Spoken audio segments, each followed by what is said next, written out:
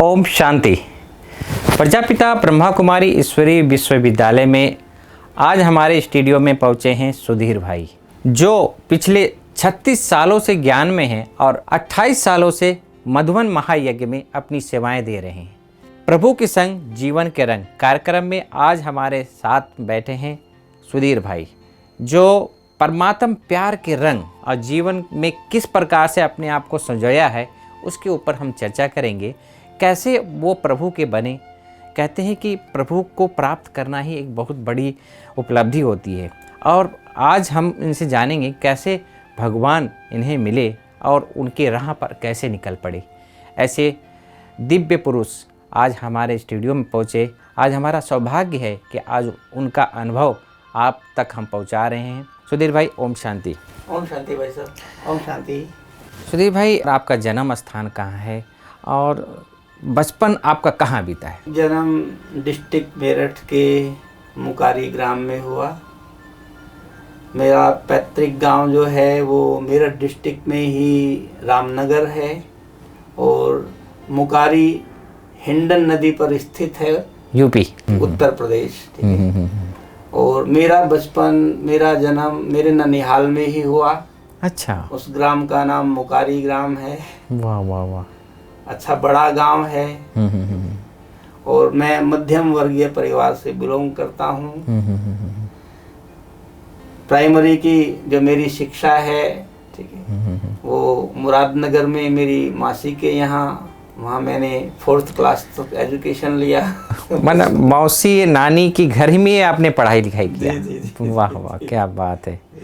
तो mummy papa किस प्रकार से, कहाँ कहाँ? मम्मी पापा भी मेरे नाना जी के साथ ही रहे, क्योंकि नाना जी का कारोबार उस समय बहुत बड़ा था। अच्छा अच्छा। और उनको कोई बेटा नहीं था उस समय। अच्छा, तब वो पूरा कारोबार संभालते थे। तब मतलब क्या लक्ष्य था बचपन में कि हमें कुछ ऐसा? बचपन में तो कोई लक्ष्य जनरली नहीं होता है। छोटे बच्चे क्या लक्ष्य को समझेंगे। हाँ, पढ़ाई करते थे, घर का कार्य करते थे। हाई स्कूल हमारे ग्राम से 2 किलोमीटर की दूरी पर दत्तनगर ग्राम था। वहाँ से मैंने हाई स्कूल फर्स्ट डिवीजन में अच्छा पास किया। बहुत बढ़िया। जैसे बचपन में हम रहते हैं तो एक भगवान के प्रति आस्था होती है, तो भगवान के प्रति आपकी क्या विश्वास था, उनके प्रति क्या आस्था थी? बचपन का मेरे को इतना याद है कि हमारा जो प्राइमरी स्कूल था, 5th क्लास का स्कूल, और मंदिर साथ साथ एक ही परिसर में थे। अच्छा।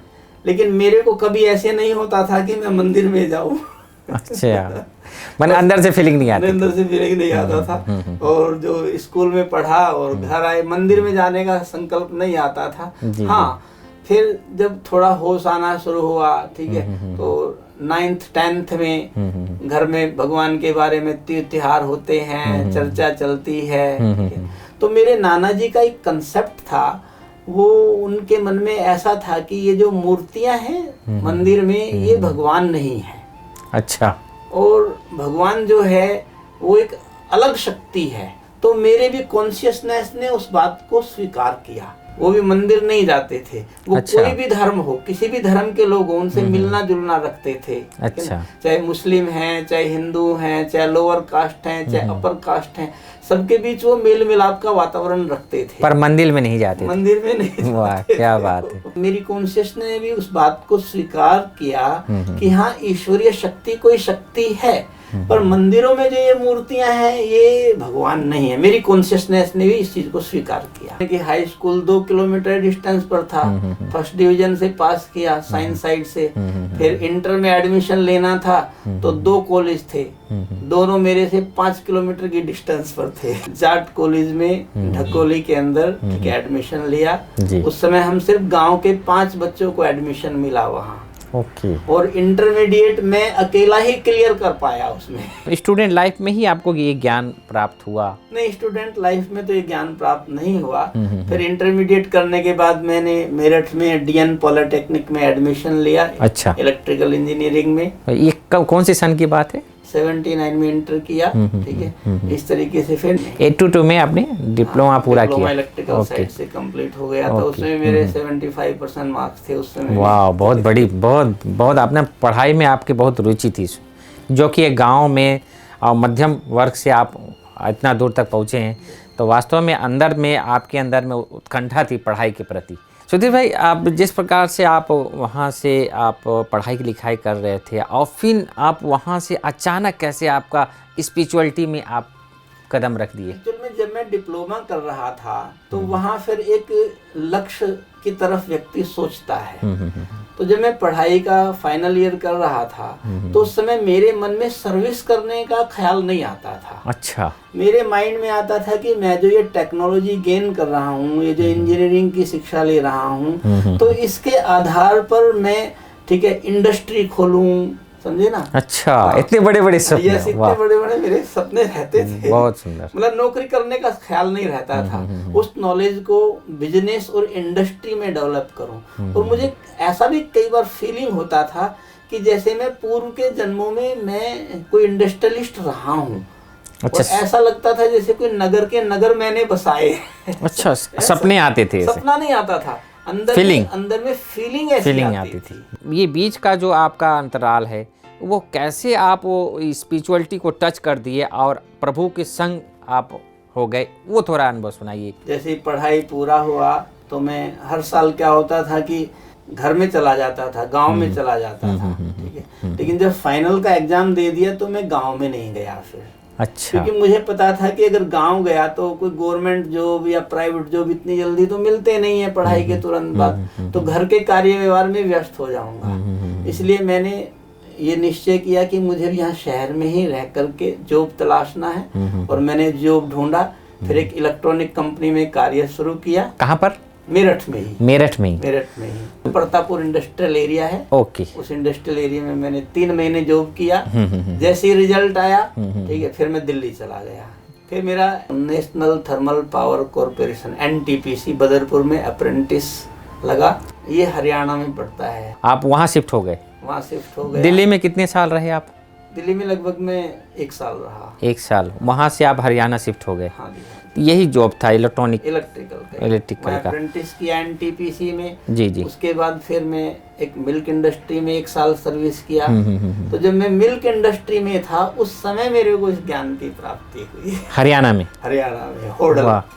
तो हरियाणा कौन सी जगह में आपको ये ज्ञान मिला? दिल्ली हरिनगर के कनेक्शन में सेंटर है होडल। होडल, ओके। वहाँ से मुझे ज्ञान प्राप्त मिला। उस समय शांता बहन वहाँ टीचर थी। ओके। जो वर्तमान समय गुड़गांव में है। तो शांता दीदी के संपर्क में आप जब आए स्टार्टिंग में पहले दिन, तो आपका कैसा बीता वो भी एक ऐसी घटना है कि जैसे मैंने कहा कि मेरी ईश्वर में तो आस्था थी, पर मंदिरों में मैं नहीं जाता था। जी। तो उस समय क्या वो घटनाएं हुई, ठीक है ना। जी। तो हमारी भी डेयरी थी, वो डेयरी इंडस्ट्री भी कोलैप्स हो गई थी उसी घटना चक्र में। तो फिर उसमें एक मिस्टर शर्मा करके मैनेजर आए थे। जी। ठीक है। तो वो सवेरे शाम जाते थे, सेंटर जाते थे एक्चुअल में। अच्छा। तो मुझे जिज्ञासा हुई कि शर्मा साहब ये डेली सवेरे शाम कहाँ जाते हैं। एक दिन शाम के समय मैं था और मेरा एक फ्रेंड था, हम दोनों मार्केट जा रहे थे शाम के समय, और शर्मा साहब उस समय सेंटर से आ रहे थे। अच्छा। तो रास्ते में हमारी मुलाकात हुई तो मैंने शर्मा साहब से पूछ लिया, शर्मा साहब कहाँ से आ रहे हो? तो कहते हैं चलो आपको दिखा करके लाते हैं। अच्छा। याद है वो दिन 30 दिसंबर 1984। आप सेंटर पे कदम रहे? सेंटर पे जब मैं गया, जी। शर्मा साहब के साथ ही गया। जी। और जब बहन जी ने वो प्रदर्शनी समझाई, सेंटर पे जैसे चित्र लगे होते हैं, उस समय तो वो छोटे छोटे सेंटर होते थे। जी। ठीक है। 2 ही कमरे थे, एक बहनों के रहने का, एक कमरे में पाठशाला चलती थी एक तरीके से, वो सेंटर, क्लासरूम और किचन, छोटा छोटा ही सब ऐसे होता था। तो जब बहन जी वो अपना चित्रों पर समझा रही थी तो उन्होंने पहले लक्ष्मी नारायण के चित्र के बारे में समझाया, ठीक है, दैट्स ओके। देवी देवताओं में मेरी कोई ऐसी आस्था नहीं थी। उन्होंने फिर जब वो परमात्मा का ज्योति बिंदु किरणों वाला चित्र समझाया, फिर वो जब उसको समझाते समझाते फिर वो कह रही थी कि परमात्मा इस सूर्य चांद सितारों के भी पार और एक लोक है जिसे परमधाम कहते हैं, और वहाँ परमात्मा का निवास स्थान है। बहन जी ने बस ऐसे कहा कि सूर्य चांद सितारों के ऊपर, तभी उस लोक में मेरे को परमात्मा पिता के उस ज्योति स्वरूप का अनुभव हुआ। अच्छा। कि उस लाइट के अंदर भी वो परमात्मा की लाइट चमक रही है। तो इस दौरान आप जो 7 दिन का कोर्स किए, जैसे कहते कि कोर्स करने से फोर्स आता है, तो उस कोर्स में आपके जीवन में क्या परिवर्तन लाया? बहन जी एग्जीबिशन समझा रही थी, तो उसमें एक चित्र आया कि हर घटना की हुबहू पुनरावृत्ति होती है, जो सृष्टि चक्र का चित्र है। तो मैंने बहन जी से पूछा कि भी ये ड्यूरेशन 5000 साल हो, 10,000 साल हो, मेरे लिए कोई महत्व नहीं रखता है, पर ये हुबहू रिपीटिशन कैसे हो सकता है? Being a science student question स्वाभाविक था। सही बात। ठीक है। तो बहन जी बोली भैया हमारा 7 दिन का कोर्स होता है, आप 7 दिन का कोर्स करो तो आपको पता लग जाएगा। जी। तो 7 दिन का कोर्स किया, और जब कोर्स पूरा हुआ तो फिर लास्ट के दिन मैंने बहन जी से फिर वही सवाल किया कि मेरे प्रश्न का जवाब तो नहीं आया है, कोर्स तो हो गया है पर मेरे सवाल का जवाब तो नहीं आया है। तो बहन जी बोली कि भैया कल से आप ये बाबा की मुरली सुनो, धीरे धीरे आपको समझ में आ जाएगा। आज जितना भी आपके प्रश्न थे सब मुरली में आ जाते थे। उसकी भी कहानी, वो प्रश्न जो हुबहू पुनरावृत्ति का जो प्रश्न मेरा था, हाँ, वो उसमें एक रहस्य है वास्तव में। ओके, उसमें एक बहुत बड़ा रहस्य है। वो क्या रहस्य था? वो रहस्य मेरे को यहाँ मधुबन में समझ में आया है। धीरे धीरे जब जीवन इस ज्ञान मार्ग पर चलती रही तो उससे मेरे को एक रहस्य ये समझ में आया कि उसमें हमारे पुरुषार्थ की चाबी का एक फोर्स है। फोर्स क्या है कि जब कल्प में हर घटना की हुबहू पुनरावृत्ति होती है, तो उस पुनरावृत्ति में मेरा विजयी बनना निश्चित है। आपने कहा कि मेरा नाम विजय है, तो मैं हार नहीं खा सकता। तो ऐसे ही उस पुनरावृत्ति में मेरा विजयी रतन बनना निश्चित भावी है। तो इसके लिए हम अलर्ट हो जाते हैं और सावधान हो जाते हैं। यस, जिसके कारण हम पुरुषार्थ करने लगते हैं। पुरुषार्थ भी हमारा सहज होता है, क्योंकि हमारे कॉन्शियसनेस ने उस बात को स्वीकार कर लिया है कि जब निश्चित भावी है तो निश्चित भावी में हार नहीं है, निश्चित भावी में मेरा विजयी होना निश्चित है, चाहे वो कोई भी घटना हो, कोई भी सेवा हो। वाह वाह। आप मधुबन में फिर कैसे आपका आना हुआ, वो थोड़ा अनुभव सुनाइए। जब इस ज्ञान में चले वहाँ सेंटर पर तो लगभग 6-7 महीना हुआ होगा। तो कुमार भाई थे, और कुछ समय जो सेवा में देना है सर्विस में दिया, बाकी समय सेंटर पर भी देते थे। और सवेरे शाम में दोनों समय आना जाना करता था। सेंटर पर जो सेवाएं होती थी उसमें हाथ बटाता था, कोई कार्यक्रम होते थे, एग्जीबिशन मेला, उसमें बढ़ चढ़ के भाग लेता था। तो उस समय नियम था कि 1 साल के बाद ही मधुबन आएंगे। अच्छा। लेकिन बहनों ने मेरे उस चार्ट को देखते हुए मुझे ऑफर दिया, ठीक है, कि भैया मधुबन चलना है बाबा से मिलने। कितने महीने में? 7 महीने में। 7 महीने में आपको मधुबन आने का छुट्टी मिल गई। बहुत बढ़िया। लेकिन उस समय कुछ पारिवारिक जिम्मेवारियां थी, घर की जिम्मेवारियां थी, ठीक है। आप लोग कितने भाई बहन हैं? ऐसे हम 4 भाई हैं लौकिक में और 3 बहनें हैं। अच्छा। और अलौकिक में तो आप सब भाई बहनें हैं। जी। तो आप सबसे छोटे हैं? मैं 2 भाइयों से छोटा। 2 भाई, तीसरे नंबर पे हैं आप। जी। आपको ऐसा नहीं लगा घर परिवार में भी हमको जिम्मेवारी? जो बाबा से मिलने की बात बहनों ने कही, तो मुझे ऐसा फील ही नहीं होता था कि मैं बाबा से अलग हूँ। मैं स्पेशली मधुबन में जाके बाबा से मिलूं तो वो ना तो उसकी इम्पोर्टेंस फील हुई और ना वो एब्सेंस फील होती थी कि मैं अलग हूँ भगवान से मिलना, तो तब उन्होंने मिल नहीं रहा हूँ। जी। तो एक वो लौकिक जिम्मेवारी की बात, और दूसरी वो कि ऐसा फील ही नहीं होता था कि बाबा मेरे साथ नहीं है। तो इन 2 बातों के कारण मैं उस फर्स्ट चांस को मिस कर गया। अच्छा। और उस समय बाबा एक को प्रैक्टिकल में साकार में वरदान देते थे। ये कौन सी सन की बात है? 85। फिर वहां से सर्विस का फिर ट्रांसफर हुआ। मैंने मुरादाबाद के पास गजरोला है यूपी में, ओके, वहाँ एक फर्टिलाइजर कंपनी ज्वाइन किया, वहाँ रहा उस समय, ठीक है। उसके बाद फिर मेरा Indian oil corporation R&D centre Faridabad में सिलेक्शन हो गया, तो मैंने उसे ज्वाइन कर लिया। मुरादाबाद में कितने साल रहे आप? वहाँ लगभग मैं 1 साल रहा। वहाँ भी 1 साल रहे। लेकिन वहाँ का मेरा अनुभव ये रहा कि उस समय वहाँ गजरोला में सेंटर नहीं था। अच्छा। और या तो मुरादाबाद था या फिर हापुड़ था, तो मैं आ जा नहीं सकता था। तो उस पीरियड में मैंने ये अनुभव किया कि मैं ज्ञान के आधार से चला, ब्रह्मचर्य के आधार से चला, प्योरिटी को मेंटेन रखा, खान पान की शुद्धि रखी, ठीक है, लेकिन मेरी प्रोग्रेस नहीं हुई। अच्छा। जिस कंडीशन में मैं उस शहर में गया था उसी कंडीशन में मैं उस शहर से वापस निकला। उसमें मैंने ये अनुभव किया कि जब तक ज्ञान और योग की पालना विधिवत नहीं होगी तो हमारी तरक्की नहीं होती है। और जब तक हमें प्रैक्टिकल में सेवा का अवसर नहीं मिलेगा तो भाग्य नहीं बनता है। उस सेवा का अवसर हमें सेंटर के थ्रू मिलता है। जी। तो इससे मैंने उस एक साल में इस इम्पोर्टेंस को फील किया कि ब्राह्मण लाइफ में हमारी उन्नति सेंटर के साथ जुड़े रहने में ही है। इसका मतलब ये जो सेंटर की टीचर बने हैं एक प्रकार से मास्टर ब्रह्मा भाग विधाता है ये। जी हाँ जी। और उनके द्वारा हमें जो सेवा का चांस मिलता है तो हमारा भी भाग्य बनता है, सौभाग्य बन जाता है। तो उसी दौरान आप फिर वहाँ सेंटर पे भी आप सेवा करने लगे थे? हाँ, तो जैसे मैं फरीदाबाद R&D सेंटर ज्वाइन किया 1987 में, सितंबर 87 में मैंने ज्वाइन किया। ओके। तो वहाँ जाने से पहले मैं सेंटर ही गया। ओके, पहले दिन से। वाह। क्योंकि ज्ञान तो मेरा छूटा ही नहीं था, ना बाबा छूटा था, ना ज्ञान छूटा था, ना धारणाएं छूटी थी। तो पहले दिन से ही मैंने सेंटर को कंटिन्यू कर दिया। शादी ब्याह करके फिर ज्ञान में ऐसा संकल्प आपके मन में नहीं आया? इस ज्ञान में आने से पहले भी जी मेरी जो अपनी धारणा थी, ठीक है, पवित्रता की, ब्रह्मचर्य की धारणा हमारी वो हाई स्कूल टाइम से ही थी। जो हाई स्कूल में हमारे पीटी के टीचर होते थे वो हमें एक्सरसाइज कराते थे और ब्रह्मचर्य की धारणा का महत्व खिंचवाते थे। इसलिए मैंने ज्ञान में चलने से पहले भी जल्दी शादी करने का लक्ष्य नहीं रखा था। मतलब मेरे माइंड में था कि 30 साल से पहले तो मेरे को शादी करना ही नहीं है। उसमें मेरा कंसेप्ट ये रहता था कि अगर किसी की बच्चे को आपको अपने घर लाना है तो अगर आप उसको सुख दे सकते हो तो लाओ, नहीं तो बिल्कुल नहीं लाओ।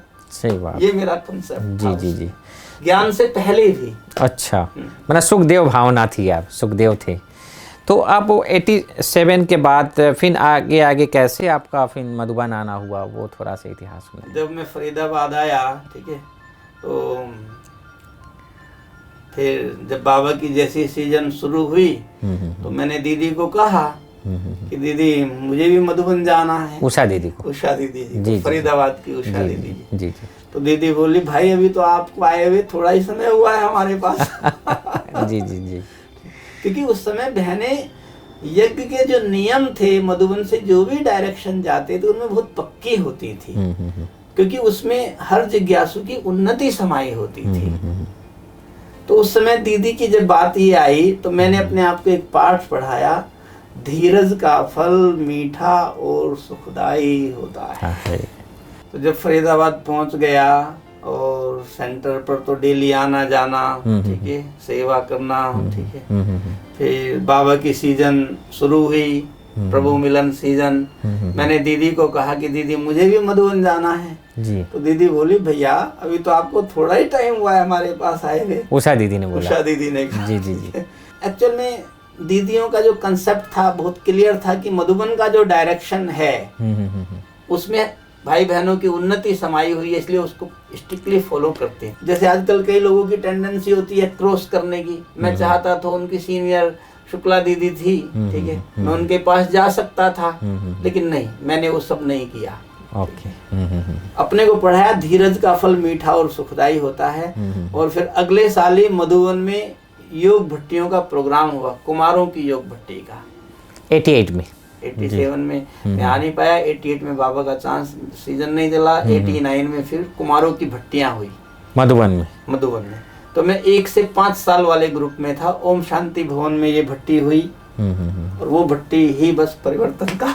अच्छा, उसमें कितने लोग आए हुए थे आपके जैसे? सब कुमार लोग थे? 3000 का ग्रुप था वो। 3000 का कुमार, सिर्फ कुमार थे? ओनली कुमार। 5 साल जिनका जो ज्ञान में चलने वाले 5 साल तक का ग्रुप था वो। अच्छा। 2 ग्रुप थे उसमें, एक 5 साल का, एक 5 से 15 तक का, एक 15 से ऊपर का, ऐसे 3 ग्रुप। ओके। तो उस भट्टी का क्या परिवर्तन, मैंने कहते हैं ना कि एक ईंटा को अगर हम कच्चा रखते हैं तो भट्टी से परिवर्तन होता, तो उसमें क्या आपके जीवन में परिवर्तन लाया? तो बस वो जो कहा धीरज का फल मीठा और सुखदाई होता है, वो सुखदाई फलाने वाला था उस भट्टी से। अच्छा। उस भट्टी की मैं घटना सुनाता हूँ। उस भट्टी में मुझे ऐसा लगता था कि जैसे सड़क नहीं है, सड़क पर फूल बिछे हुए हैं, जैसे मैं उन फूलों पर चल रहा हूँ। अच्छा। एकदम बहुत अलौकिक अव्यक्त स्थिति रहती थी। हमारे सेंटर के लगभग मैं समझता हूँ 10-12 भाइयों का ग्रुप था, तो उसमें भी मैं न्यारा प्यारा ही रहता था, वार्तालाप नहीं, कुछ नहीं, बस अपनी मस्ती में मस्त रहता था। तो एक दिन की बात है कि मैं बाबा के कमरे में बैठा था, ठीक है। उससे पहले एक घटना हुई कि हमारे आदरणीय ब्रजमन भाई जी ने क्लास कराया शाम के समय, और उनका क्लास था बुद्धि सरेंडर करो, टॉपिक था। तो वो तो क्लास की रीति से पॉइंट नोट किए डायरी में, हो गया सब पूरा। लेकिन जब क्लास करके बाहर निकला, तो जैसे मैं ओम शांति भवन के जस्ट बाहर निकला, तो तुरंत मेरे को टच हुआ, बुद्धि सरेंडर करो।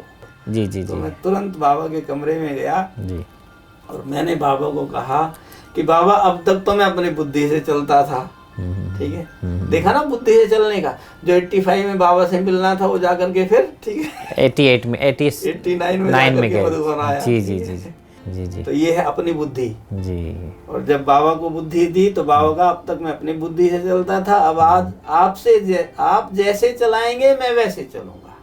बस सरेंडर कर दिया उसी समय बुद्धि को सरेंडर कर दिया जी। और अगले दिन से फिर और अनुभव होने शुरू हो गए।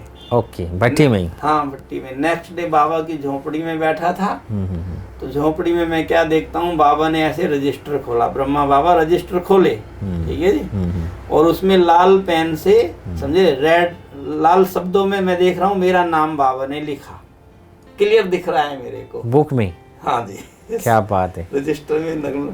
तो जब बाबा ने नाम लिखा तो मेरे को ऐसी फीलिंग आई कि इस मधुबन भूमि पे मेरा पार्ट है और बाबा ने मेरा रजिस्ट्रेशन कर लिया है। जब भट्टी पूरी हो गई तो लास्ट के दिन दादियाँ मिलती थी, ग्रुप वाइज, जोन वाइज मिल रही थी। तो दिल्ली जोन के सभी कुमारों के साथ, और जो दिल्ली जोन के उस समय टीचर्स ग्रुप लेकर के आई थी, तो हम हिस्ट्री हॉल में बैठे थे। अच्छा, हिस्ट्री हॉल में सभी दादियां थी उस समय, ठीक है, आदरणीय दादी प्रकाश मणि जी, ठीक है, और चंद्रमणि दादी जी, मनोहर दादी जी, शांतामणि दादी जी, ये सब दादियां बैठे हुए थे मुख्य। तो जब दादियां मिल ली, अपनी बात कही, तो फिर पूछती हैं, दादी प्रकाश मणि जी पूछती हैं, किसी को कुछ कहना है? अच्छा। हाँ। तो मैंने हाथ उठाया, ठीक है। अच्छा। कि दादी बोली, अच्छा हाँ कहो क्या कहना है। तो मैं खड़ा हो गया और दादी जी को कहा कि दादी जी, जिस तरीके से कुम्हार होता है तो पक्के बर्तन तो मार्केट में भेज देता है, टूटे फूटे अपने पास रख लेता है। तो मैं ऐसे बाबा का टूटा फूटा बच्चा हूँ, ठीक है, आप मुझे स्वीकार करें। फिर दादी बोली, नहीं टूटे फूटे क्यों हो, बहुत अच्छे हो, बाबा के विशेष रतन हो, ठीक है। कि फिर जब क्लास पूरा हो गया, बाहर निकल गए, ठीक है, तो मेरे साथी लोग सोचे कि ये कहीं यही नहीं रह जाए, ठीक है। बहन जी सोचे कि यही नहीं रह जाए, ठीक है। जी। तो कुमार भाई बोलने लगे, सुधीर भाई कल चलना है वापस। अच्छा। मैंने भी कहा हाँ भाई चलना है, क्योंकि समर्पणता का मेरे को बहुत रहस्य क्लियर हो गया था कि समर्पणता माना बुद्धि से समर्पण। अब बाबा मेरे से मधुबन में पार्ट बजवाए, सेंटर पे पार्ट बजवाए, नौकरी कराए, मेरा विषय नहीं है वो क्लियर हो गया था भट्टी में। जी। वो मेरा विषय नहीं, मुझे तो जो यज्ञ सेवा ले जैसे मेरे को चलाए मुझे चलना है। जी। और फिर जब यहाँ से सेंटर गए तो मेरे को कोई समर्पणता क्या होती है, वो कैसे होते हैं, उसके क्या नॉर्म्स, कुछ पता नहीं है। मैंने नॉर्मल एक पत्र लिखा बाबा और दीदी के नाम कि मैं जो हूँ जिस हाल में हूँ, ठीक है, चाहे मैं हूँ, मेरी नौकरी है, मेरा परिवार है, ठीक है, उन सब के साथ में मैं जो हूँ जिस हाल में हूँ समर्पित हो रहा हूँ। अकेला समर्पित नहीं हुआ मैं। ओके। कॉन्शियसनेसली मेरे साथ जो भी जुड़ा हुआ है सब समर्पित। उससे पहले कॉन्फ्रेंस हुई, तो उस कॉन्फ्रेंस की सेवा में मैं आया एक सप्ताह के लिए 1991 में, मतलब 89-90 की ही बात है ये। बस यहाँ से गए, ठीक है, 2-4 महीने के बाद कॉन्फ्रेंस हुई, कॉन्फ्रेंस में आना हुआ। ओम शांति भवन में वो कॉन्फ्रेंस थी। फिर ग्लोबल हॉस्पिटल का ओपीडी सेंटर बन रहा था, तो उसका जो ओपीडी सेंटर है उसकी सेवा में मैं आया। जी जी। तो उस समय मैं 3 वीक रहा और अच्छा। ओपीडी सेंटर का जो इलेक्ट्रिकल का जो केबल का डिजाइनिंग है, रूटिंग है, वो सब आपने किया उस सारा। सेवा का सौभाग्य मुझे ही मिला। जी जी जी। भाई बड़े भाई साहब ताराचंद भाई जी के साथ कनेक्शन बैठ तो गया। ताराचंद भाई पहली बार आप मिले तो कैसा लगा आपको उनके साथ मिलते, कैसे आप? इसमें क्या था कि हमारा जो सेंटर फरीदाबाद है, वहाँ के राधेश्याम भाई, विशंबर भाई, वो पहले से बिजली डिपार्टमेंट में सेवा करते रहे हैं। अच्छा। तो उनके साथ ही मैं सेवा में आया। अच्छा अच्छा। तो मेरा ताराचंद भाई से कोई पहला परिचय नहीं था, तो सेवा से उसके कारण परिचय हुआ। और भाई साहब ने जो उनका जजमेंट था, उनकी जो परख शक्ति थी, उसका कहूँगा कि मैं कि भाई साहब ने मेरे को ये सेवा का सौभाग्य दिया, ताराचंद भाई ने। और बाबा ने तो पहले से ग्राउंड बना के रखा ही हुआ था। तो आपने काफ़ी लंबे समय तक ताराचंद भाई की पालना ली, उनकी क्या खूबियाँ थी, क्या उनके अंदर में विशेषता थी? पहले सेवा में आना जाना हुआ, फिर भाई साहब कहने लगे कि सुधीर भाई अगर आप सर्विस छोड़ सकते हो, घर से छुट्टी मिल सकती है, तो आप मधुबन में आकर के सेवा दो। क्लियर बोल दिया। क्लियर बोल दिया। और मेरे को क्लियर था ही था कि इस भूमि पे मेरा पार्ट है। तो मैं भी अपनी तैयारियों में, पैकिंग की तैयारी में लगा ही हुआ था। बहुत सुंदर। जी जी। और उसको पैकअप मैंने इस तरीके से किया क्योंकि मुझे बहुत कंसेप्ट क्लियर था कि भी बाबा मुझे कभी भी मधुबन बुला सकता है। इसलिए जब वो समर्पित बुद्धि मैंने किया, तो उसके बाद से सर्विस करते हुए भी मैंने एक भी पैसा लौकिक घर में नहीं भेजा, क्योंकि मुझे पता था कि मुझे अपने पर उनको डिपेंड नहीं करना है। ठीक है। दूसरा, लौकिक घर से कोई पत्र आते थे तो मैं खोल कर नहीं पढ़ता था, उनको अपनी दीदी को दे देता था। और दीदी की भी महानता, उनकी भी समाने की शक्ति, उषा दीदी ने कभी मेरे को ये नहीं कहा कि सुधीर भाई तुम्हारे घर से पत्र आया, इसमें क्या लिखा है। उनकी भी समाने की विराट शक्ति थी। वाह। तो धीरे धीरे इस प्रकार से मैं सेंटर से भी मुक्त हो गया और बाबा के यहाँ फिर 92 में समर्पित हो गए आप। यहाँ तलेटी में ओम शांति प्रिंटिंग प्रेस जो उस समय कृष्णा नगर में चलता था, उसको शिफ्ट किया यहाँ। तो कुछ ना कुछ मशीनों में खराबी आती थी। तो फिर भाई साहब ने देखा कि अब सुधीर को बुलाना ही पड़ेगा, तो मुझे ले आए। 92 में देखा जाए तो मेरा अपॉइंटमेंट शांतिवन में ही हुआ। अच्छा। और जब मैं आया, भाई साहब को रिपोर्ट किया, स्टेशन से यहाँ पहुंचा तलेटी, तो भाई साहब को रिपोर्ट किया, मैं पहुंच गया हूँ। भाई साहब ने कहा तुम वहीं रहो, नहीं चाहिए। अच्छा। तब 92 से आप कंटिन्यू आप इलेक्ट्रिक डिपार्टमेंट यहाँ संभाल रहे हैं और ताराचंद भाई के साथ में रहते काफ़ी लंबा समय तक आपने यहाँ पर सेवा किया। हाँ। तो इसमें क्या था कि जब मैं यहाँ आ गया तो उस समय फिर ज्ञान सरोवर का कंस्ट्रक्शन स्टार्ट हो गया था। ओके जी। तो फिर ज्ञान सरोवर की प्लानिंग के कारण, मटेरियल मैनेजमेंट के कारण भाई साहब को मेरे को पूरा कंपनी देना होता था। जी जी। तो ज्ञान सरोवर मेरा आना जाना रहता था। जी जी। उस समय राघवेंद्र भाई नहीं आए थे? उस समय राघवेंद्र भाई नहीं थे, उसमें शंकर भाई थे। ओके। हाँ जी। और फिर लास्ट जो मोटे से थे। हाँ, जी जी। और लास्ट के 6 महीने फिर मैं वहीं रहा ज्ञान सरोवर के प्रोजेक्ट को फाइनल करने के टाइम पे। फिर 6 मास वहाँ रहा। जब पूरा प्रोजेक्ट हो गया फिर मैं परमानेंटली नीचे ही आ गया। ओके। जब ये शांतिवन बन रहा था तो मुझे याद है कि जब ये शांतिवन हालें बन रही, 49 हाल तैयार हो चुके थे, और आपने क्या ऐसा आपके अंदर संकल्प आया कि इसमें हम भट्टियाँ करें? क्या है कि इस ज्ञान मार्ग में मेरा शुरू से ही जितनी ही सेवा में रुचि है, उतनी ही मेरी ज्ञान योग में रुचि है। मैंने ज्ञान की कहें, जब मैंने अपने आप को सरेंडर कर दिया था, तो जो मैं फरीदाबाद 3 साल रहा, 89 से लेके 92 तक, तो मैंने उस समय ही 69 से लेकर के 92 तक की टोटल अव्यक्त मुरलियां पढ़ी। वहाँ रहते वहीं रहते फरीदाबाद में सारे नोट्स लिए। तो उससे ज्ञान का फाउंडेशन बहुत मजबूत हुआ। और योग में मेरी बहुत रुचि थी। अगर इन 4 सब्जेक्ट में देखूं तो मेरा योग फेवरेट सब्जेक्ट है। योग में रहना। यस, योग मेरा फेवरेट सब्जेक्ट है। जी जी जी। तो यहाँ क्या हुआ कि दादी शांतमणि जी उस समय थी यहाँ, तो वो देखती थी। ठीक है, डायरेक्टर थी वो। हाँ, कि सुधीर भाई का योग में इंटरेस्ट है। और क्लास के मॉनिटर के रूप में भी मैं देखता हूँ कि ये भी मेरा सौभाग्य कहें, प्रभु कृपा कहें, दादियों का आशीर्वाद कहें, बड़ों के संग में रहने का, की भाभी कहें। जी जी। कि मैं बचपन में भी स्कूल क्लासेस में भी मॉनिटर रहा। ठीक है। जी जी। जब मैं मधुबन आया, ठीक ठीक है। यहाँ पर भी। तो यहाँ भी दादियों ने मेरे को मॉनिटर बना दिया क्लास का। वाह वाह वाह, जी जी। और जब मधुबन पहली बार आया तो मधुबन पहली बार में ही मेरे को स्टेज मिली। अच्छा। जब मैंने कहा था कि एक दृश्य बाबा ने दिखाया था, तो उस दृश्य के बारे में मैंने शीलू दीदी को उस समय कहा कि दीदी मेरे को अपना अनुभव सुनाना है। वो भट्टी हमारी कोऑर्डिनेट कर रही थी। तो दीदी ने कहा कि पहले मेरे को इस अनुभव को सुनाओ। तो दीदी ने वो अनुभव सुना था, फिर कहा बहुत सुंदर अनुभव है, तुम सबको सुनाओ। तो ओम शांति भवन की स्टेज मेरे को पहले ही मिल गई थी। तो ये भी मेरा सौभाग्य है, बाबा ने तकदीर में कुछ लिखा हुआ है। तो शांतमणि दादी जी उस समय यहाँ डायरेक्टर थी और बाबा से मिलन के लिए पार्टियों का आना जाना रहता था। तो कभी कभी कोई ऐसी फीलिंग कई आत्माओं को आ जाती थी कि जैसे कोई प्रेशर है किसी हाल में, ठीक है ना। वो खास करके निर्मल कुंज, इविल सोल्स का। हाँ, जी जी। निर्मल कुंज में, निर्मल कुंज 49 में जो किचन के सामने है। जी जी जी जी। तो उस समय किसी को ऐसी फीलिंग आती थी कोई हम पे प्रेशर डाल रहा है, जिसको इविल इफेक्ट कहते हैं दुनिया की भाषा में। तो फिर दादी जी ने मुझे को बुलाया, ठीक है, और कहा प्रकाश मणि दादी ने, दादी शांतामणि दादी, शांतामणि उस दादी, समय वो यहाँ डायरेक्टर थी शांतिवन की। जी जी जी। मुझे बुलाया और कहा कि सुधीर भाई, क्या इन सब हालों में एक एक रात की भट्टी हो सकती है? अच्छा, दादी का संकल्प था। दादी जी का संकल्प था। जी जी।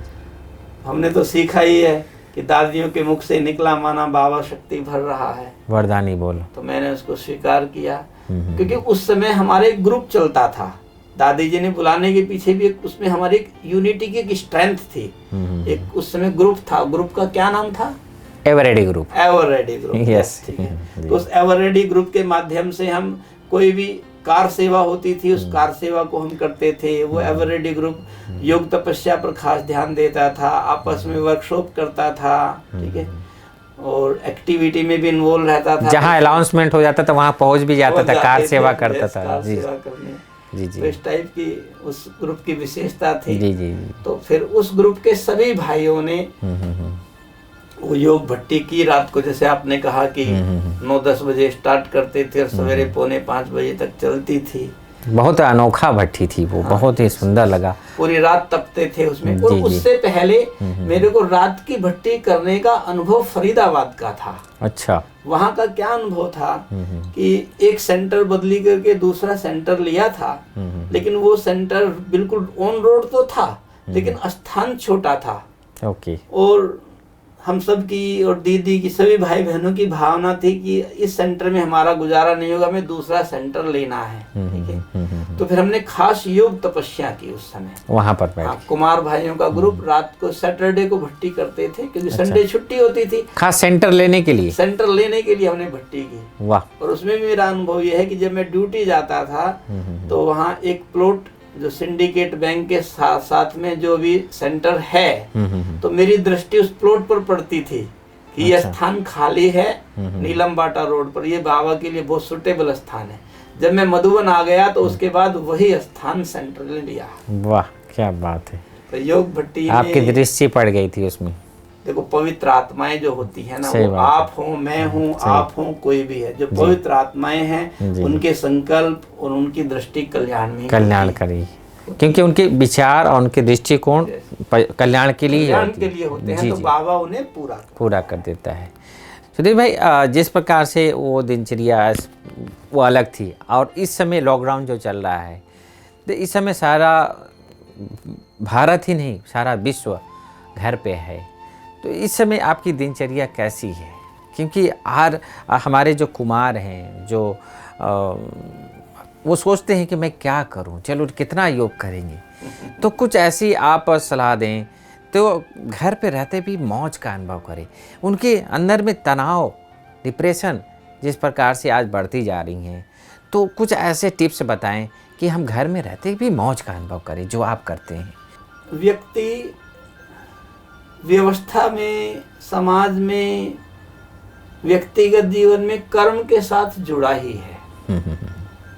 ज्ञान, योग, धारणा, ये सब कर्म के लिए है। ज्ञान भी कर्म के लिए है, योग भी कर्म के लिए है, धारणा भी कर्म के लिए है।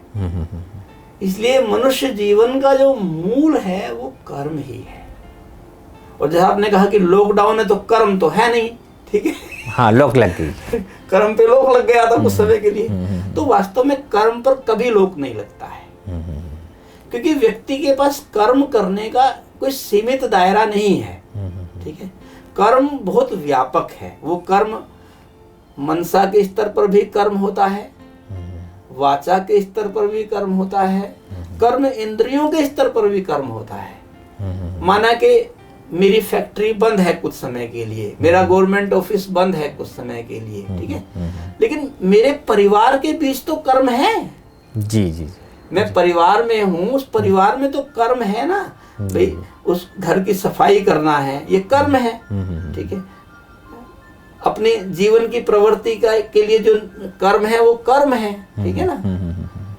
खाना बनाना है, कपड़े धुलाई करना है, घर की सफाई करना है, बच्चों की, ये सब कर्म का ही तो हिस्सा है। दैनिक दिनचर्या में जो आता है जी। तो उसमें हम हाथ बटाएं। जब हम उसमें हाथ बटाएंगे तो हम कर्म मुक्त नहीं हुए। और उससे आप कहेंगे सारा दिन तो ये काम होता नहीं है, तो फिर आप बोल के स्तर पर कर्म कीजिए। वाणी बोलना भी अपने आप में, आपस में ज्ञान की रू रिहान करें, ठीक है। एक दूसरे के जीवन का खुशहाल लें, अनुभव की लेन देन करें, तो ये भी कर्म है। सुधीर भाई का कहना है कि जो हमारा ये सब्जेक्ट है ज्ञान, योग, धारणा, सेवा, हमारी में जो मुरली है, मुरली के ऊपर आप चिंतन करें, उसके ऊपर विचार सागर मंथन करें, तो आपका ये जो टाइम है एक हमारी पॉजिटिव में गुजर जाएगा और पर चिंतन से हम बचे रहेंगे और स्वचिंतन हमारी बनी रहेगी। इसी तरीके से मनसा के स्तर पर आप बिल्कुल अकेले हो गए हैं, अकेले होकर के आप सारे विश्व के साथ जुड़ जाइए, अपने श्रेष्ठ भावनाएं वाइब्रेट कीजिए, अपने शुभ संकल्प उन तक दीजिए, तो ये मनसा के स्तर पर कर्म हो जाएगा। आपकी विचार सुन के ऐसा लगता है कि संसार मेरे से बना है, मैं संसार में नहीं हूँ, मैंने संसार को बनाया है। मैं तो अपने जीवन में तो यही देखता हूँ जी। माने हमारे दृष्टिकोण, हमारे विचार शक्ति के माध्यम से ही संसार बन रहा है, मैं ये समझूं। हमारा संसार हमारी दृष्टि और हमारे संकल्प से ही बनता है। वो आप हैं, मैं हैं, इसलिए हम जितना अच्छा विजन अपने लिए रखेंगे, समाज के लिए रखेंगे, परिवार के लिए रखेंगे, कार्य के लिए, जितना अच्छा विजन रखेंगे उतना अच्छा घटित होगा। आपको प्रकृति सहयोग देगी, समय सहयोग देगा, व्यक्ति सहयोग देंगे, वातावरण सहयोग देगा। मैं हारता हूं, लोग नहीं हराते हैं, समय नहीं हराता है, समय नहीं हराता है, लोग नहीं हराते हैं, परिस्थिति नहीं हराती है, हारते हम खुद के कारण से है। अगर परिस्थिति आई है तो वो हमें विजय का सर्टिफिकेट देने के लिए आतुर है, बस हमें विजयी होना है, वो हमें सर्टिफिकेट देने के लिए आई है, वो हमें विजय माला पहनाने के लिए आई है, बस वर्ण हमें करना है। बहुत सुंदर। व्यक्ति हमारे लिए मुश्किल पैदा नहीं कर रहा है, समझे ना। व्यक्ति अगर मेरा पेपर लेने का कारण बन रहा है तो थैंक्स करें उस व्यक्ति का, दोषारोपण ना करें, दोषारोपण नहीं, थैंक्स करें कि वो कारण बन रहा है मेरी टॉलरेंस को चेक करने का, बढ़ाने का, ठीक है, कि मेरी वो टॉलरेंस का लेवल है या नहीं है, तो थैंक्स करें उस व्यक्ति का, उसने आपका पेपर लिया। देखो, मैं अपने जीवन के अनुभव से ये देखता हूँ कि हमारे साथ कुछ भी होता है, वो कई बार हम कहते हैं समय को दोष देंगे, कई बार परिस्थिति को दोष देंगे, कई बार व्यक्ति को दोष देंगे, कई बार अपने आप को ही दोष देंगे, ठीक है। सारा जिंदगी दोष में बिगड़ जाए तो नहीं नहीं नहीं नहीं नहीं, उसका आनंद लेना है। देखिए, परिस्थिति आई है, मेरा दृष्टिकोण है उसमें कि वो आपको विजय माला पहनाने के लिए आई है, आप कदम आगे बढ़ाइए, पॉजिटिव रूप से। यस जी। व्यक्ति के साथ अगर आपका कोई क्लैश हो रहा है, किसी भी बात को लेकर के हो रहा है, तो सोचें कि मेरे को एक ज्ञान और योग का प्रयोग करने का अवसर मिला है। जी जी, मिला है। अभी तक तो हम साधारण रूप से थे, लेकिन ये ज्ञान योग के कारण जो है हमारे लिए चैलेंज हो गया। जी जी। सपोज करो कोई सहन करने वाली बात आ रही है, तो मेरा पेपर हो रहा है ना सहन शक्ति का, तो थैंक्स करें उस भाई का, उस बहन का, उस व्यक्ति का, ठीक है, कि देखो उसको कहेंगे उसने क्रोध किया, लेकिन सर्टिफिकेट किसको मिलेगा? इसने सहन किया। इसने सहन किया। मतलब पॉजिटिव रूप हमें मिलेगा। यस, बहुत तो इस सुंदर। तरीके से न समय को दोष दें, न व्यक्ति को दोष दें, ठीक है, थैंक्स करें उनका, तो निश्चित रूप से उनका आपको सपोर्ट मिलेगा। जिसका आप थैंक्स करेंगे उसका आपको सपोर्ट मिलेगा। अब परिस्थिति आपको सपोर्ट करे, व्यक्ति सपोर्ट करे, समय सपोर्ट करे, तो विन किसकी होगी? हमारी होगी, आपकी। जी जी जी, हमारी। बहुत सुंदर। सुधीर भाई, ऐसी आपके जीवन में कोई ऐसी घटना आई हो जो आप ज्ञान और योग से आप पार किए हो? कई बार क्या होता है, संसार में कहते हैं कि सुनाना बहू को है, कहना बेटी को है। अच्छा, संसार में कहते हैं ऐसा कि सुनाना बहू को है, कहना बेटी को है। तो कई बार क्या होता है कि जो आपका प्रियजन होता है ना, तो आपको कुछ कहेगा, आप कहेंगे मैंने ऐसा कुछ किया नहीं है, फिर आप मेरे को क्यों कह रहे हैं, तो हमें फील होता है, हमें बुरा लगता है। तो मुझे भी लग जाता था, मैंने कुछ किया नहीं, ठीक है, फिर भी मेरे को क्यों कह रहे हैं, ठीक है। तब वही कहते थे, अरे भाई उसको नहीं कह सकते, वो भी बैठा है, ठीक है, इसलिए तेरे को ठीक है। तो मैंने उसमें ये देख किया कि मेरे को जो फीलिंग आ जाता था ना ऐसे में, ठीक है, मेरा लेना देना नहीं, मैं क्यों सुनूं, तो मुझे फीलिंग आ जाता था। तो ऐसे तो हम सुनते रहते हैं कि फीलिंग आना माना फ्लू की बीमारी, फीलिंग आना माना, ये ज्ञान की पॉइंट्स हैं। लेकिन एक बार मुरली में मैंने पढ़ा कि फीलिंग आना माना देह अभिमान, तो मेरे को फट क्लिक हुआ कि मैं तो देही अभिमानी बनने का एक्सरसाइज करता हूँ, देही अभिमानी बनने की मेहनत करता हूँ, देही अभिमानी होकर रहना मेरे को अच्छा लगता है। तो ये तो मेरा, तो इसमें फॉल्ट उसका नहीं है, मेरा फॉल्ट है, ठीक है। और वो सेकेंड फीलिंग मेरी लाइफ से निकल गई। तब से आप निश्चिंत हो गए, मस्त, फीलिंग प्रूफ हो गए। मस्त, ठीक है। तो ऐसा ये घटना सुनाता हूँ जी जी, कि हर यूथ को ये रहता है कि उसके पोटेंशियल का पूरा यूटिलाइजेशन होना चाहिए।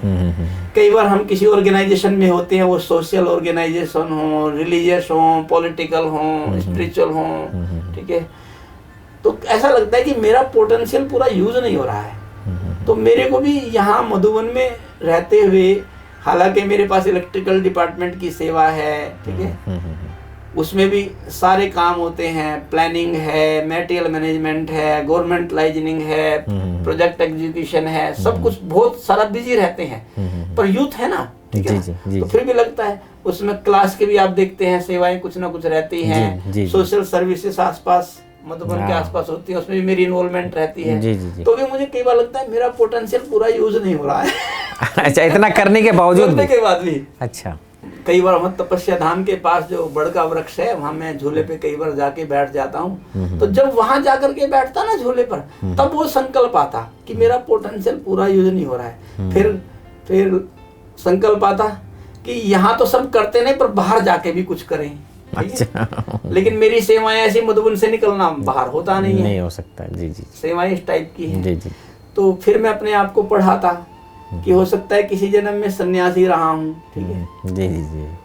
लेकिन वो बीच बीच में संकल्प आ जाता। एक दिन क्या हुआ कि डिपार्टमेंट हेड की एक मीटिंग चल रही थी, भोपाल भाई जी दादी कॉटेज में ऊपर सुखदाई भवन में मीटिंग ले रहे थे। जी जी। तो जब मीटिंग पूरी हो गई, उन्होंने पूछा कि कभी किसी को ऐसा संकल्प आता है हम मधुबन से बाहर जाएं? तो मैंने हाथ उठाया, ठीक है, तो भाई बोले तुम हाथ नीचे करो, आज तो ये संकल्प कर लिया, आज के बाद कभी ये संकल्प नहीं करना। भोपाल भाई जी ने कहा। मैं कहता हूं कि वो घड़ी, उस संकल्प की अंतिम घड़ी, उस दिन के बाद से मुझे कभी वो संकल्प फिर उठा ही नहीं। तो ये भी मैं देखता हूं, जो बाबा कहता है ना, सच्चे पर साहेब राजी, मोहर लग गया वहां पर। हाँ, तो अगर हम बाबा के साथ, दादियों के साथ, अपने बड़ों के साथ क्लियर रहते हैं ना, तो उसका हमें समाधान भी मिलता है, और बाबा उसको जैसे कि सूली से कांटा बना देता है। सुधीर भाई, आप हर समय मुस्कुराते रहते हैं और हर समय मौज में रहते हैं। कुछ ऐसे योग का प्रयोग आप बताएं हमारे जो दर्शक हैं कि कैसे हम योग के प्रयोग से अपने आप को ओरा में रख सकते हैं, अपने आप को सुरक्षित, निश्चिंत और बेफिक्र रह सकते हैं, कैसे रहते हैं? जब हम बाबा की कंपनी में रहते हैं, बाबा के साथ रहते हैं, बाबा की लाइट माइट में रहते हैं, तो उस लाइट माइट से ही तो हमारी सोल की हीलिंग होती है। उस लाइट माइट से ही हमारे शरीर के जो पांचों तत्व हैं इनकी हीलिंग होती है। तो एक्चुअली में खुराक है वो।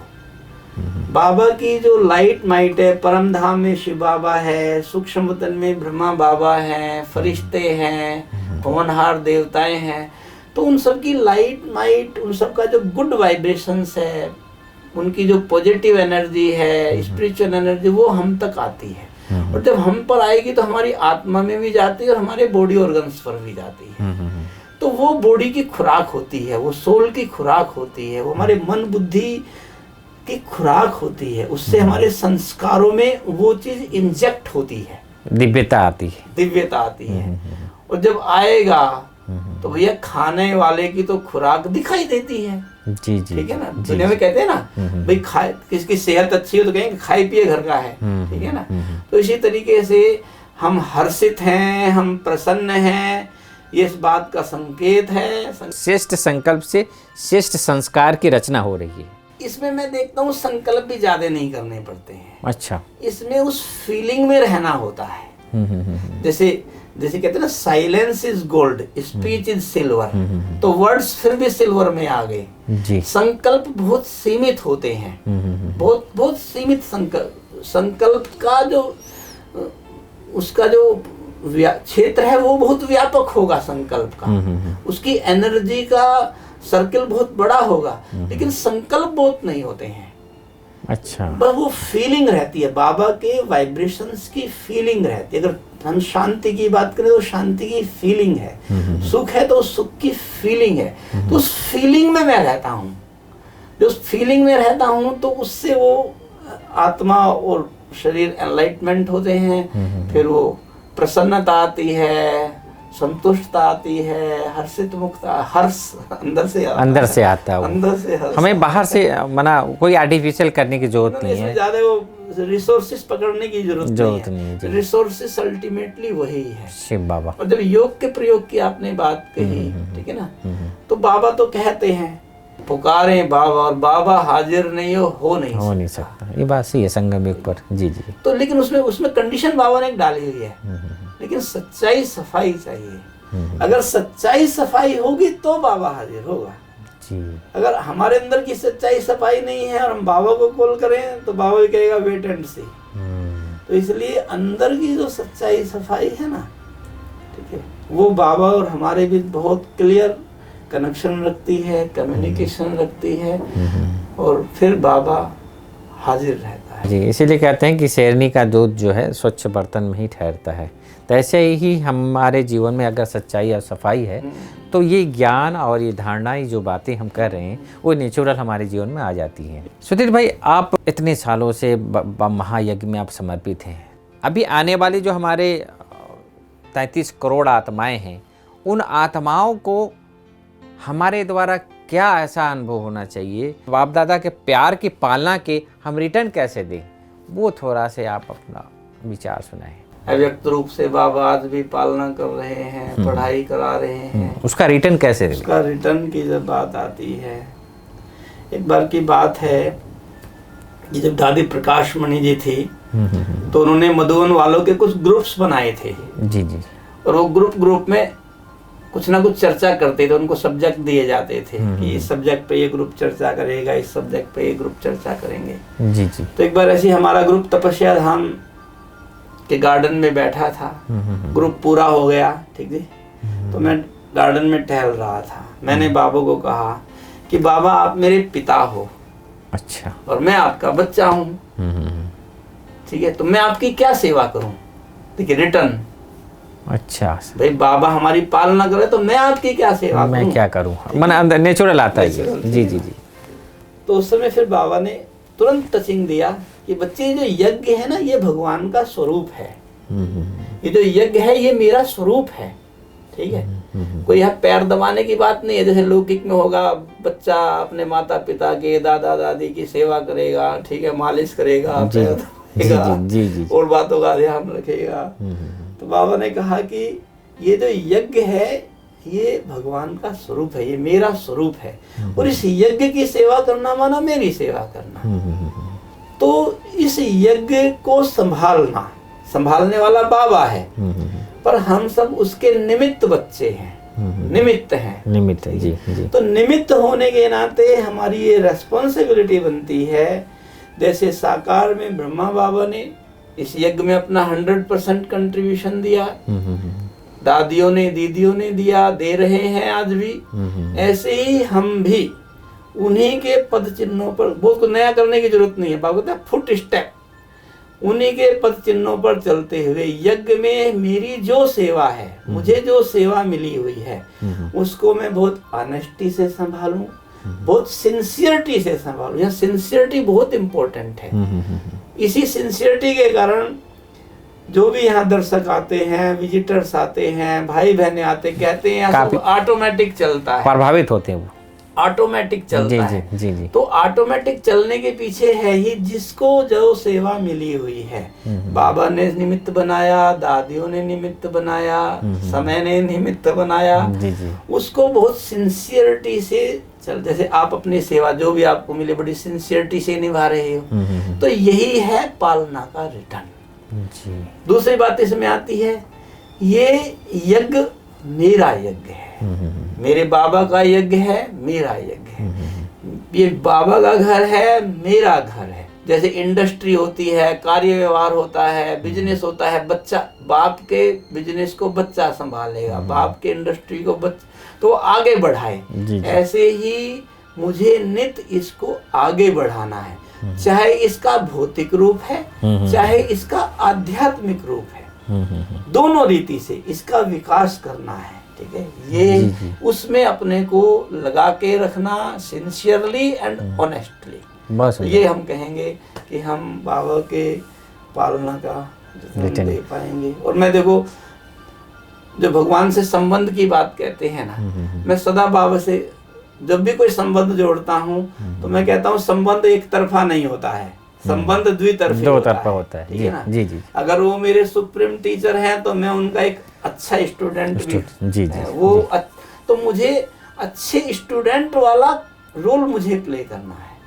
वो मेरे पिता हैं तो मैं उनका बच्चा हूँ, तो एक होनहार आज्ञाकारी बच्चे का रोल मुझे प्ले करना है। जी जी जी।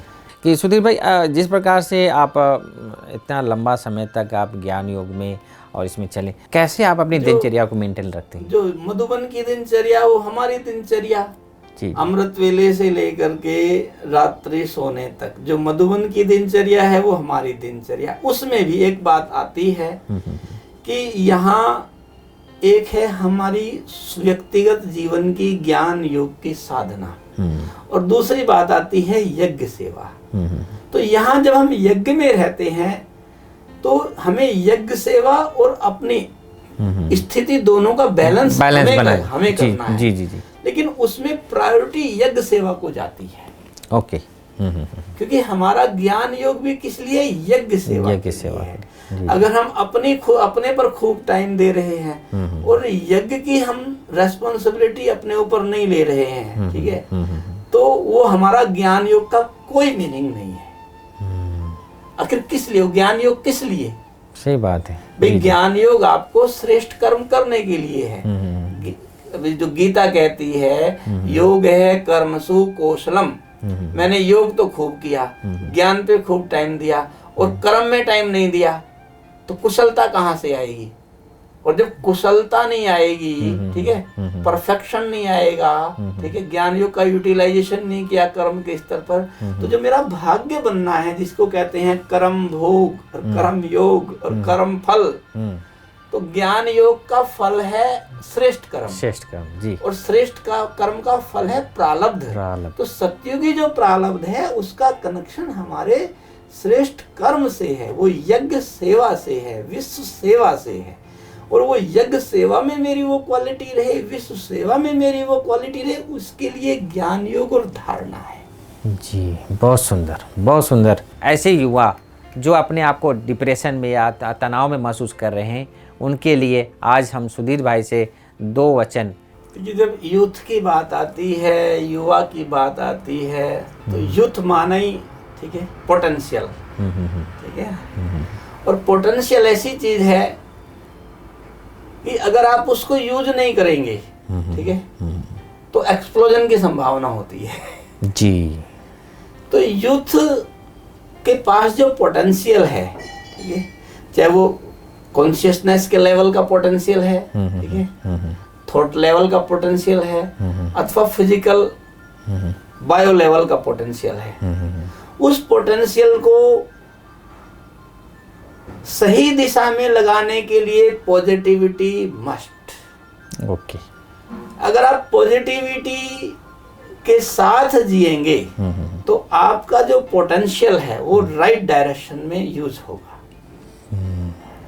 जैसे ही आप थोड़ा सा भी नेगेटिव हुए तो आपके पोटेंशियल का लीकेज होना प्रारंभ हो जाएगा, और वो लीकेज हमें किस लेवल तक ले जाए, डिप्रेशन के लेवल तक ले जाता है, जिसके कारण लोग आत्महत्या करते हैं। मैं तो नहीं कहूँगा कोई ऐसा ना करे, ठीक है, भगवान तो कहते हैं आत्महत्या नहीं, ये जीव घात होता है, वास्तव में जीव घात करते हैं, ठीक है, जी। आत्मा तो और भटकती है। जी जी।